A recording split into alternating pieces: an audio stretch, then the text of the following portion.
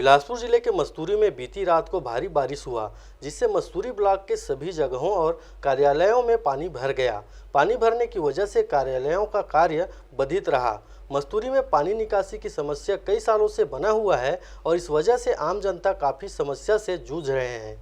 मस्तूरी में रजिस्ट्री कार्यालय के सामने बड़ी मात्रा में पानी भरने से लोगों को कार्यालय तक जाने में बड़ी समस्या हो रही है, जिससे कई लोग कार्य कराने के बजाय वापस लौटना उचित समझ रहे हैं। जनपद पंचायत मस्तूरी में भी पानी निकासी नहीं होने की वजह से बड़ी संख्या में पानी जमा हो गया है। जनपद के कई ऑफिस के अंदर तक पानी घुस गया है, जिससे लोग कार्यालय तक नहीं पहुँच पा रहे हैं। वहीं स्वास्थ्य केंद्र मस्तूरी में भी भारी मात्रा में पानी भर गया है। पानी भरने की वजह से मरीजों को इलाज करवाने भारी समस्याओं का सामना करना पड़ रहा है। वहीं मरीजों को हो रही समस्या को देखते हुए स्वास्थ्य विभाग द्वारा स्वास्थ्य केंद्र के सामने ही कलेक्टर ने जिला चिकित्सालय के कायाकल्प की तैयारी और अस्पताल में लगे साइनेज बोर्ड को एक समान आकार में लगाने के निर्देश दिए।